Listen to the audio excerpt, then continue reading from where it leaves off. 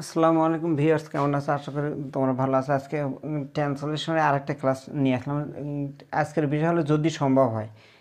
যদি সম্ভব হয়, এটা হলো কমন বিষয়। যেমন ধরো, যদি সম্ভব হয় তাকে বুঝাও, যদি সম্ভব হয় আগামীকাল এসো, যদি সম্ভব হয় আমি কালকে যাব, যদি সম্ভব হয় তাকে সাহায্য করো। এটা হলো ইম্পারেটিভ জাতীয় বাক্য হয় এবং ফিউচার টেন্সের বাক্য হয়, এরকম বাক্য হয়ে থাকে। তাহলে এই ক্ষেত্রে আমরা যখন দেখব যে সাবজেক্ট আছে, তখন বুঝবো যে বাক্যটা এসার্টিভ। আর যদি if there is no subject, then we will understand that there is the sentence is in imperative mode. যদি সাবজেক্ট না থাকে তাহলে বুঝবো যে ইম্পারেটিভ আছে। তাহলে যদি সম্ভব হয়, what is the English of this word? If possible. If possible, যদি সম্ভব হয়। আচ্ছা, তাহলে এখানে আছে ইফ পসিবল, যদি সম্ভব হয় তাকে বুঝাও। তাকে বুঝাও, মনে রাখবা যদি কোনো ক্রিয়ার সাথে অন্তস্থ ও থাকে বা ও উচ্চারণ আসে, তাহলে বুঝতে হবে বাক্যটা ইম্পারেটিভ আছে। মেক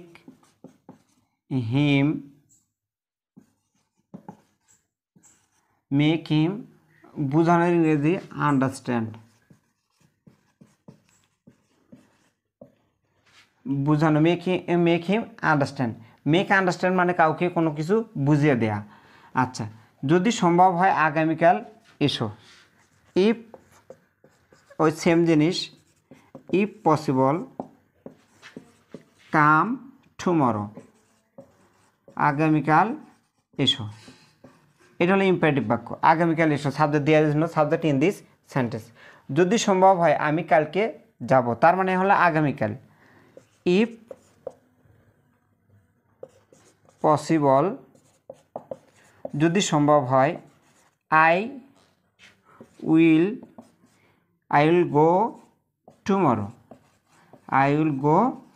টুমরো, আমি আগামীকাল যাব। যত ব আছে সবগুলো ফিউচার টেন্স।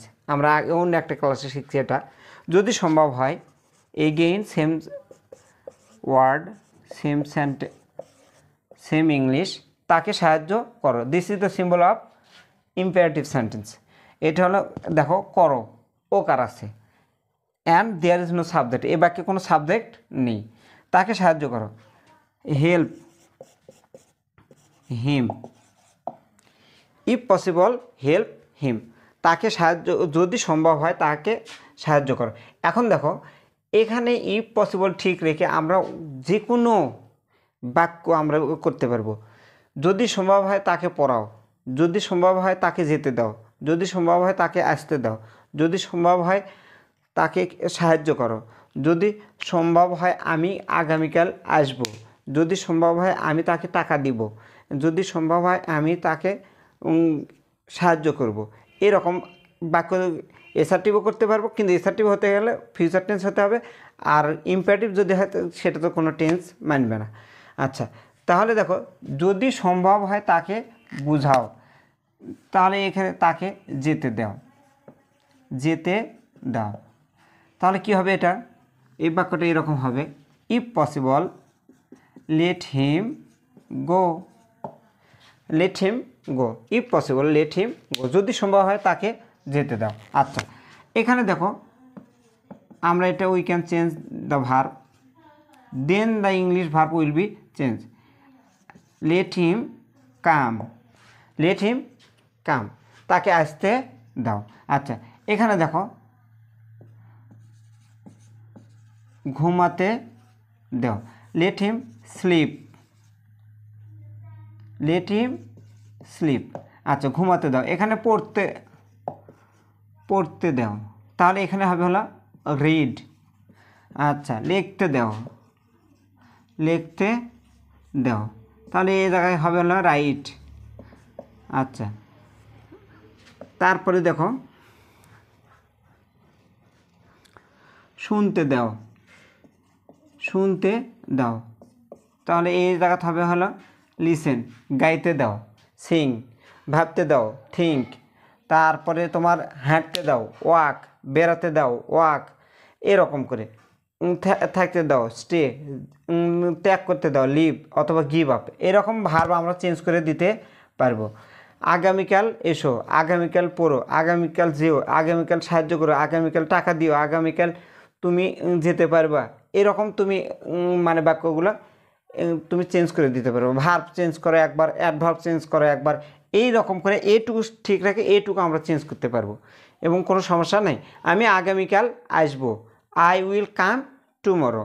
আমি আগামীকাল তাকে টাকা দেবো, I will give him money tomorrow. আমি আগামীকাল বই কিনবো, I will buy book tomorrow. এরকম করে বাক্য যদি সম্ভব হয় আগামীকাল শহরে যাব, if possible I will go to the town, I will go to the town, আমি শহরে যাব। এরকম করে আমরা একটা বাক্য দিয়ে